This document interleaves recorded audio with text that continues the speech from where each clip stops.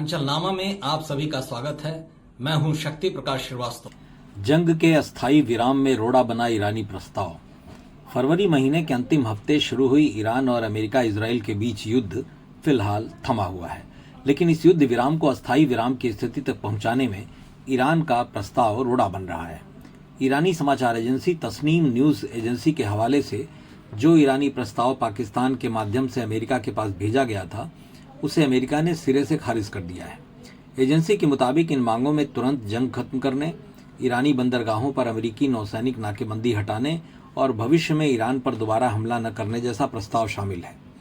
लगभग 1.5 महीने से अधिक समय तक चले इस युद्ध और उसके बाद हुए सीज फायर के बाद भी बीच बीच में गोलीबारी की घटनाएं इन देशों के बीच में हो रही हैं। इस हफ्ते की शुरुआत में अमेरिकी राष्ट्रपति डोनाल्ड ट्रंप ने कहा था कि ईरान के साथ चल रहा यह युद्ध बहुत जल्द खत्म हो जाएगा, लेकिन युद्ध के बारे में अभी तक ट्रंप द्वारा दिए गए बयानों के चलते उनकी विश्वसनीयता संदिग्ध हो गई है। कई बार उन्होंने जो बातें कही हैं वैसा हुआ नहीं।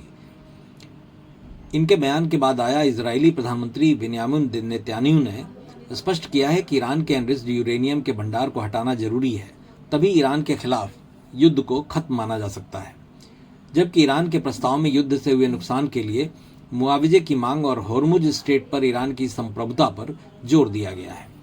ईरान के राष्ट्रपति मसूद पेजेशिकियान ने यह भी कहा है कि हम दुश्मन के सामने कभी सिर नहीं झुकाएंगे। बातचीत का मतलब आत्मसमर्पण या पीछे हटना नहीं है।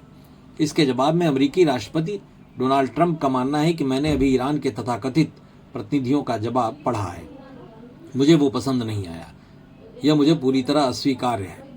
उनके मुताबिक अगर ईरान किसी समझौते पर राजी नहीं होता तो बमबारी शुरू होगी और अफसोस ये है कि पहले से कहीं ज्यादा बड़े स्तर और तीव्रता की होगी। अमेरिका का भी 14 बिंदुओं वाला प्रस्ताव है, जिसमें ईरान के यूरेनियम संवर्धन रोकने, प्रतिबंध हटाने और होर्मुज स्ट्रेट से आवाजाही बहाल करने जैसे प्रावधान शामिल है। जबकि अमेरिका की इस धमकी से बेपरवाह ईरान ने होर्मुज स्ट्रेट को बंद करके रखा है, जिसके कारण दुनिया भर में तेल की कीमतों में हाहाकार मचा हुआ है, क्योंकि इसी होर्मुज स्ट्रेट से दुनिया का लगभग 20% तेल और एलएनजी गुजरता है। अमेरिका भी अपनी आदत से बाज नहीं आ रहा है। वो ईरानी बंदरगाहों की नाकेबंदी करके उस पर अपनी शर्तें मानने का दबाव बना रहा है। इससे भी ईरान को खासी नाराजगी है। उसने अपने पड़ोसी देशों को चेताया है कि अगर वो अमेरिका की बात मानते हैं तो उन्हें गंभीर परिणाम भुगतने होंगे। उसने कहा कि अमेरिका अपनी नौसैनिक ताकत तैनात करके उत्तरी हिंद महासागर के इस विशाल क्षेत्र को कभी वास्तविक नाकेबंदी में नहीं बदल पाएगा।